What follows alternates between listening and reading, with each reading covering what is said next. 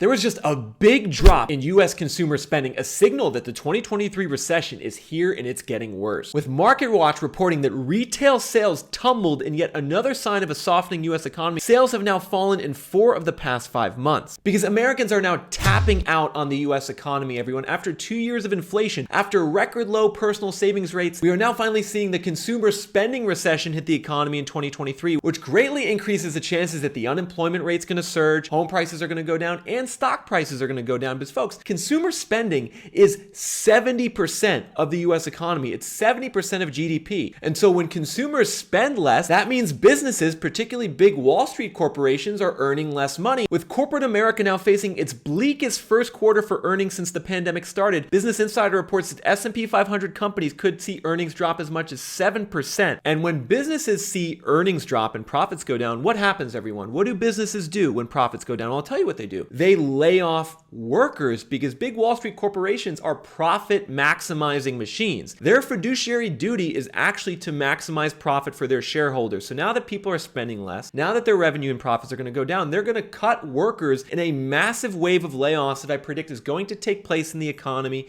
throughout the second half of 2023. And what's scary to me is how similar this situation looks right now in 2023 to the same time period in 2008. Which you can see on this graph where we're taking a look at the year-over-year growth in retail sales and consumer spending in America. And what do you notice, folks? Back in late 07, early 08, we saw a similar slowdown in consumer spending right around the same time period. March, April, May of 2008 was when we had the slowdown, and then it was bam, later in the year where we had the massive crash. And I think we're gonna see something very similar over the summer and fall of 2023 as this recession gets worse. Something that you guys need to start preparing for. This recession's going from being theoretical to being here in reality. Because we now have 3 massive headwinds all converging on the economy at once. Number 1, we have the slowdown in consumer spending and lower Wall Street earnings I just talked about. But number 2, we have that occurring at the exact same time as a credit crunch where banks are reducing lending into the economy, which is going to cause businesses to shut down and lay off workers later in the year. But that's not all. Number 3,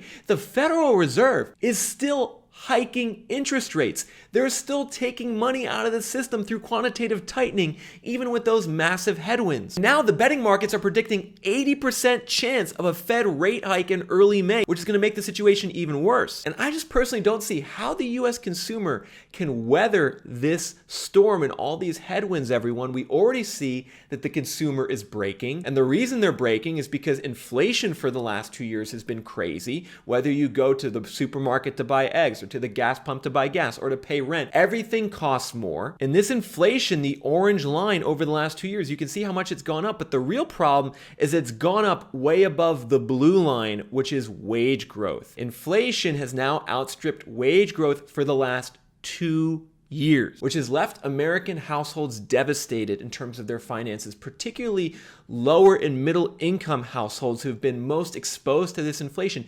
They just don't have the money anymore. And finally, the consumer is cracking, and they will likely to continue to crack because another trend that is now occurring is decelerating wage growth. According to a new Bank of America report, the growth in after-tax wages and salaries has now plummeted to the lowest level that we've seen even since before the pandemic. Only 2% wage growth after tax right now, which is a nail in the coffin on the US economy, folks. If people's wages don't go up anymore, or the growth slows down, they have no chance of affording the higher prices, the higher rents, especially in the housing market, folks. This is a friendly reminder that we are still in the biggest housing bubble of all time right now. Even though home prices have started to come down over the last 9 months, the crash has started, the overall price levels adjusted for inflation are still even higher in early 2023 than they were at the peak of the 06 bubble, which is absolutely crazy. Peak of the 06 bubble, we then had the biggest crash of all time. We're still higher than that in terms of home prices walking into this consumer recession with a credit crunch, which is why you need to be very, very careful if you're a home buyer right now, because there's certain people out there who are spinning narratives to try to FOMO you into buying a house. In particular, I see some people saying mortgage rates are going down, you should buy. Folks, that's the wrong way to think of it. Mortgage and interest rates, they always go down. at the onset of a recession and as a recession goes on. The bigger thing that you need to worry about if you're a home buyer is the recession and the layoffs and the fact that prices are still ridiculously overvalued. It means that if you buy today, you are very likely to be underwater on your mortgage over the next several years. And if you don't believe me, if this housing crash doesn't feel real to you, I would encourage you just take a look at a city like Austin, Texas. Data from Redfin shows that the median sale price in Austin, Texas is already down by 20%. Take a look at this. It peaked in May 2022 at $573,000 median price. Now we're at $457,000 median price in just 10 months. That's warp speed for a housing crash, and prices in Austin are likely to continue to decline. Another market that's like this is Boise, Idaho. In Boise, the median sale price, according to Redfin, is also down by 20% over the last 10 months. You can see peaking at $547,000 in May 2022 and down to $439,000 today. And so if the housing crash hasn't hit your city yet, take a look at Austin and Boise to see what it has the potential to do. And the lesson we can learn from those two cities is that layoffs matter. Austin and Boise are two areas that have been hit disproportionately by layoffs so far, especially in the tech industry. And so as the layoffs spread in the recession in America in 2023, we're going to see more housing markets behave like Austin and Boise. We're going to see more downward pressure on home prices. And one reason I feel very confident in predicting that this recession is going to get worse, everyone, is because I'm reading what the Wall Street companies are reporting right now in earnings. It's earnings season right now. Lots of companies are reporting earnings, and the earnings reports do not look good.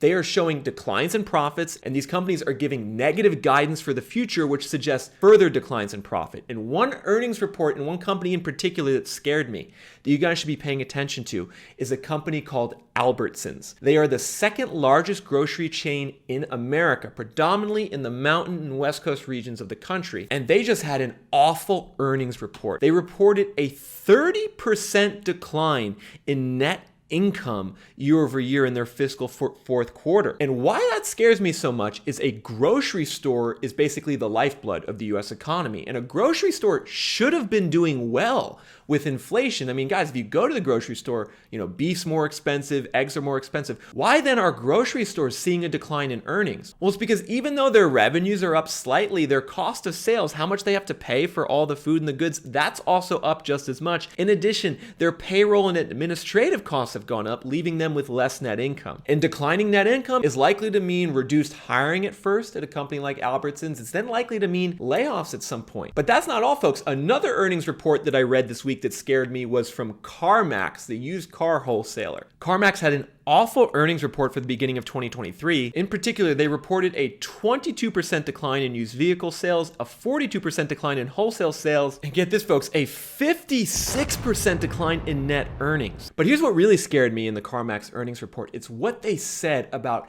giving loans to new buyers of used cars. They said that they were tightening their lending standards going forward in 2023. In particular, they said, in reaction to the current economic environment, CarMax has adjusted its underwriting standards, reducing its targeted percentage of Tier 3 or subprime loan volume from 10 to 5%. So now to get a used car loan from CarMax, you're going to have better credit, come in with more money up front, which is a good thing overall. There's going to be less bad loans. But ultimately, this is a sign of the credit crunch happening real time in the US economy. I've talked to you guys in my last couple of videos about how banks are lending less. There's a credit crunch, which is going to restrict liquidity and money supply in the economy, which is going to make this recession even worse and could even turn it into a deflationary recession. And we are starting to see the deflationary pressures play out in the system, folks. The inflation has now come down from a peak of 9% year over year last summer to 5% year over year today, which is still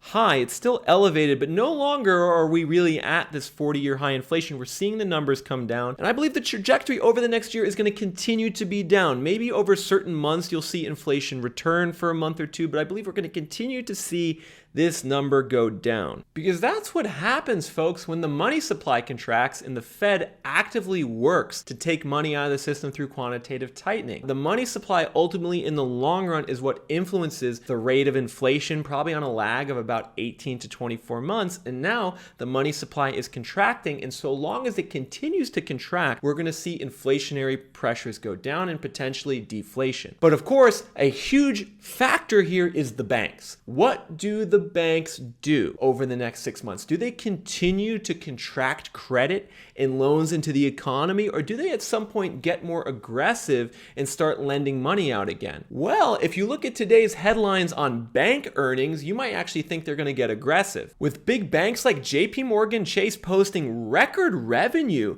in the first quarter of 2023, their share prices jumped 7% today. Citibank and Wells Fargo also had good earnings reports beating expectations, which is pretty confusing, everyone. How is it that the big commercial banks in America had a record first quarter for earnings in the midst of a banking crisis and a credit crunch? Well, it's actually pretty simple, everyone. The banks have gotten pretty greedy over the last year. They saw Jerome Powell and the Federal Reserve aggressively increasing interest rates, and in response, the banks increased the interest rates they were charging on loans. For instance, JP Morgan Chase, from their quarterly report today, shows that their interest rate on loans increased from 4% a year ago to 6.4% today, giving them more total interest income, which increased their revenue. Now, normally the bank's expenses would need to go up because in return, the bank should increase the interest rate that they give you on your deposits when rates go up. But they're not really doing that, with their interest-bearing deposit savings rate still at 1.9% in early 2023. So the interest rate hike regime by the Fed has basically allowed banks to earn a higher spread on interest rates, which is why they had a record quarter for profits. But there's a problem here, everyone, and that's that the banks aren't going to be able to get away with this for much longer because people are wising up to the fact that maybe they shouldn't leave their money in a savings account that's only getting 1.5% when you can buy a certificate of deposit for 5% or a 6-month US Treasury for 5%. And so that's ultimately what is causing people now to take money out of the banks and put it into other vehicles to make money, which is why we are witnessing the biggest decline in flight of bank deposits out of banks in US history, according to data from the Federal Reserve, -5% year over year. And so where does all this leave the economy right now in the spring of 2023 going to the summer? Well, folks, I see three outcomes here on the horizon potentially. Number one is deflationary recession. Number two is inflationary burst followed by a recession. Then number three is stagflation. And a lot of you have asked me about this stagflation. And the definition of stagflation is actually pretty simple. It's an economic time period that features both high inflation and high unemployment. And really the only period of time we experienced this in US history was in the 1970s, where you can see the inflation line, the orange line, was huge throughout the 70s, as was the blue line, unemployment. So we had both inflation and unemployment increasing at the same time, which you could see is very rare because in most other cases, the blue line, unemployment, is actually higher than inflation. And normally these are inversely correlated, but in stagflation, we see both of them go up at the same time. And stagflation is bad news, everyone. I mean, think about it. Both the inflation rate and the unemployment rate being 10%, and the Federal Reserve being powerless to reduce the inflation. I mean, that's a scary prospect, and it's one that could happen over the next couple of years. However, the important thing to understand is that we're not in stagflation right now because the unemployment rate is still at a record low, 3.5%.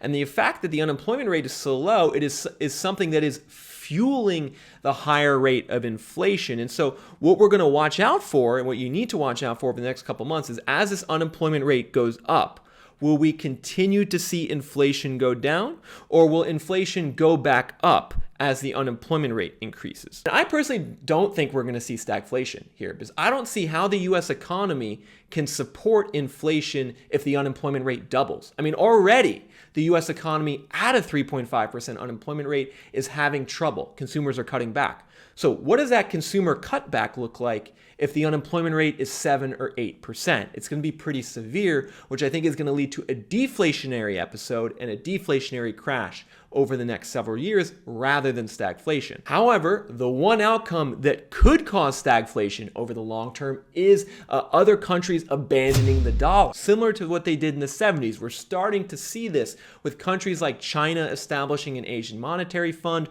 with China and Brazil agreeing to trade in their own currency, with rumors that the Saudis now want to trade oil in something other than dollars. These are all trends of what's called de-dollarization. And if these trends occur, it could lead to countries dumping the roughly $6 trillion in global US dollar reserves they have back onto US soil, which could cause the type of perpetual money supply increase that could cause stagflation, even in the face of an increasing unemployment rate. And really, folks, we don't know for sure what the outcome is going to be over the next 2 years or over the next 10 years. But if you want to understand the direction of the economy, I'm going to ask you to ask yourself a simple question. And the question is this: can the average American household withstand any more inflation with all the headwinds that are going on? Or is the consumer going to break? Because like I said in the beginning, consumer spending is 70% of our economy. So even a small decline, a 1% decline in retail sales like we saw this month, that's a big, big deal. And it's a decline that's likely to get worse into the future.